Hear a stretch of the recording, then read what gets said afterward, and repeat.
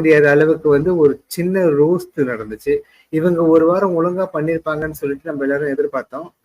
ஆனா கடைசியில இவங்களுக்கு வந்து பெரிய ஆப்பு கிடைச்சிருக்கு. ஒரு சின்ன வீடியோ கிளிப்பிங் பார்ப்போம்.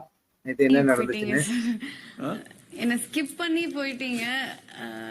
இல்ல உங்க கருத்தை சொல்லுங்க. நீங்க என்ன வேணா சொல்லுவீங்க, சொல்லுங்க. என்ன சொல்லணும்னு ஏற்பாடா இருக்கிறவங்க கிட்ட முதல்ல கேட்டுக்கலான்ட்டு தான் உங்களை ஸ்கிப் பண்ணி வந்தேன். அது வந்து விபத்து அல்ல.